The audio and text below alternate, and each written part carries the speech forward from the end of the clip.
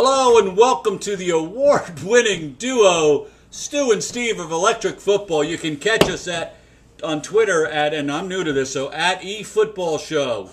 I'm not going to be responding to the tweets. I don't even know what at eFootballShow means, but that's all it would give me. So welcome. We're going to talk about the NFC Championship game that was just played between the Green Bay Packers and the Seattle Seahawks. So, Steve, why don't you lead off and tell us what you think? All right. I wanted to do this as a separate show because it was an incredible game, and there's so much from that game to talk about. And the first thing I want to say is Brandon Bostic is not the only reason the Packers lost.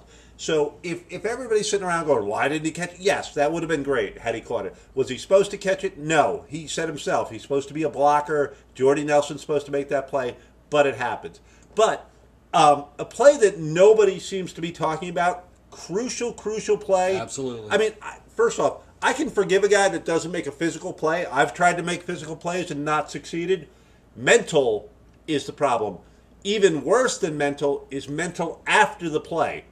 So, Mike Daniels, I hope whatever you smack talk you ever ran over there and said after that interception, I hope it was worth not playing in a Super Bowl, because whatever you said cost you from the 5-yard line to the 20-yard line. And you know where your drive ended up?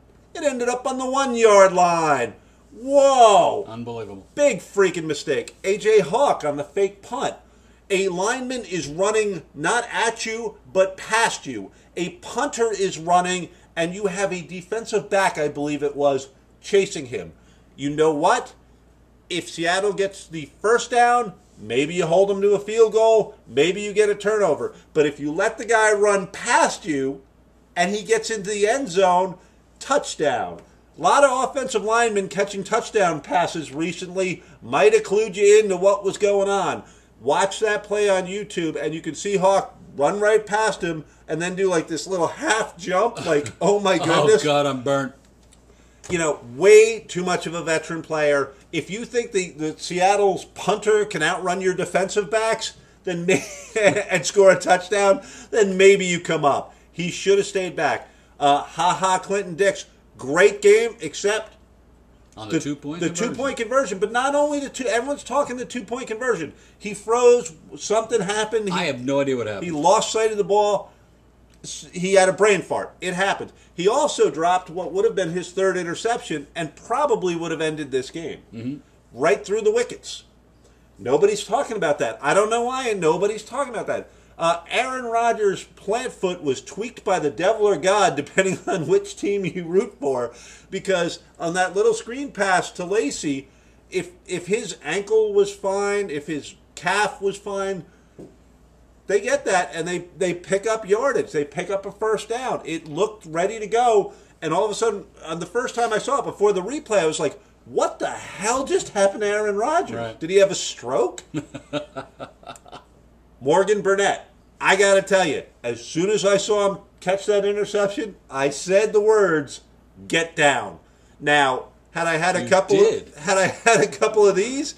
Yes, I did. Wow. In my mind, did I know exactly what the time was left on the clock? I did not, because I had had a couple of those. But the coach sort of told everybody before they went out there. But I'll tell you this, when they show the replay, he had 15, 20 yards of clear field. You can slide like a quarterback without any risk. And his stupid teammate gets down on him and starts celebrating instead of picking him up. He could have still run. Get the hell up. Nobody tackled you yet. You can still go 40 yards, or give me the ball. The offensive line and Coach Mike McCarthy, you're short, 1 yard twice early in the game on the road. You could have put him away. After the first one, I think you go for the second one. You're already on the board. You got your 3. You're playing a little bit with house money. I think you go for the second one and say, we win this game aggressively, not we'll play passively, and if they score a touchdown, we're behind. I don't understand McCarthy's thinking in this game. It's crazy. But now I know where Joe Philbin gets it. So the offensive line, and then the offensive line had the chance to close out this game, just by getting a first down after the interception. Oh, no. they lose yardage. They run 3 times, and they lose yardage. Yep. So the offensive line, who had an awesome first half, did not play 60 minutes. Well, 6:53 left in the game. The Packers are taking the field on offense here. Why did they run twice with James Starks, of all people? Not Eddie Lacy, but James Starks, instead of letting Aaron Rodgers handle the ball. You have Aaron Rodgers at quarterback. You're handing it off to James Stark. Rodgers couldn't convert on 3rd and 4, and then the Seahawks score on the ensuing drive. Totally new game, momentum back. Jermaine Kearse couldn't handle a Russell Wilson pass over the middle, and Morgan Minette grabs the 4th interception of the game. That would have been game. But no, Eddie Lacy runs 3 times for negative yards, and Green Bay gives the ball back. That's 2 drives you could have killed on, and you didn't. But if ever an offensive line should have been firing off the ball and winning the battle of the trenches, it's then. You salt that game away, you win the Super Bowl. And how did Seattle score? Running! Yeah. Oh my goodness. Which offensive line won that? Now, I got another question for you. I'm not sure I understand what Clay Matthews did wrong on the hit on Russell Wilson.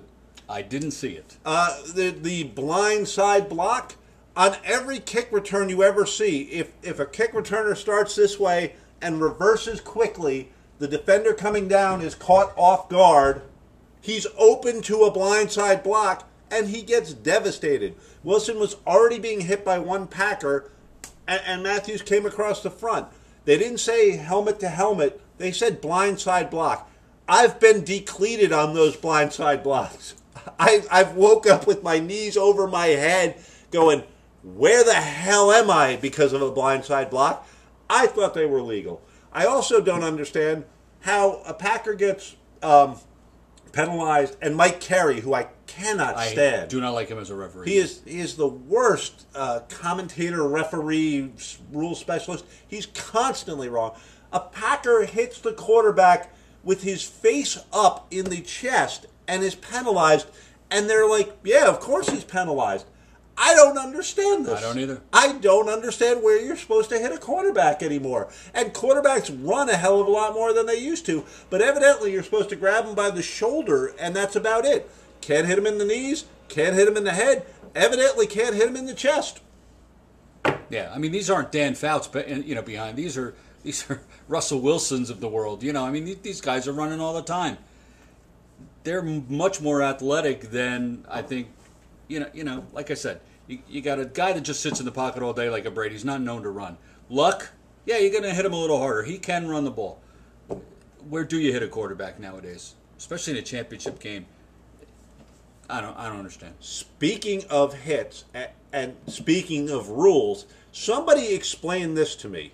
The Packers, and I'm not a Packers fan. I sound like one right now, but I'm not. I'm a Viking fan.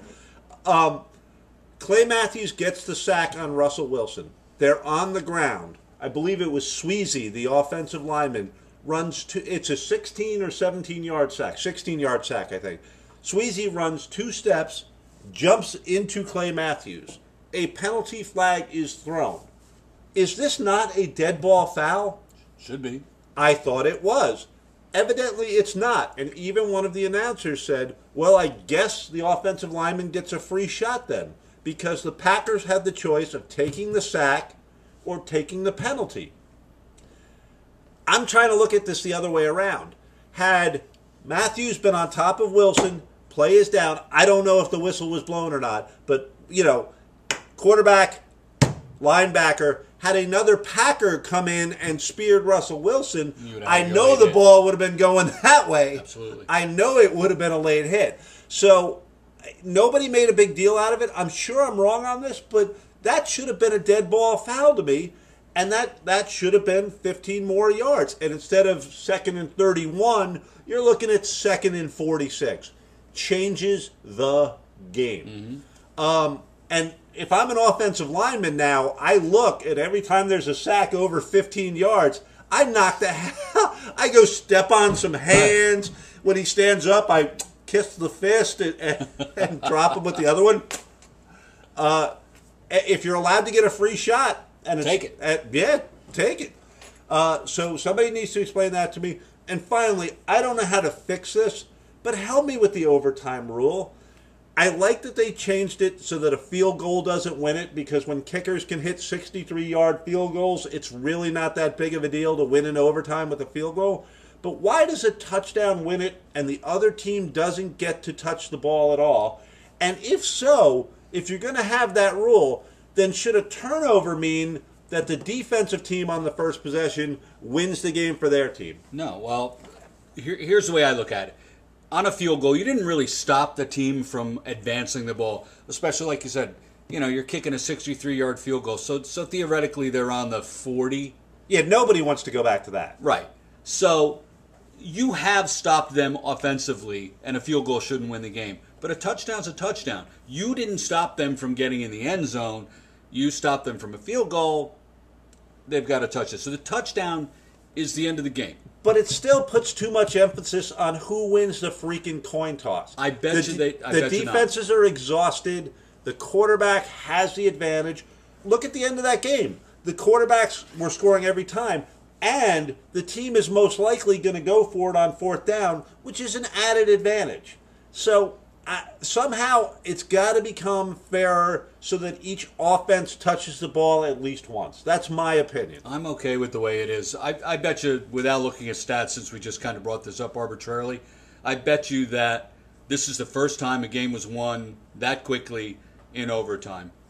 Better than it was, not good enough when it comes to championship playoff games. I bet you the percentage is 10% of the games end with a touchdown on the first drive. I bet you. And that beats the hell out of 99% of them ending on a field goal that it used to be. I'm okay with it. I'm okay with it. Well, you know what? Comment section, baby. That's Give right. us the overtime rule that would make sense to you. Because you've got 8 months to comment now, because there's nothing happen after this. This is the end. My only friend, the end. Anyway, you got any rants you want to do on Packers Seahawks? I got no rants. Basically, you've covered everything, and just want to thank you all again for the votes and everything and confidence in us. I'd like to thank the Cosmos Club for allowing us to be here for another year.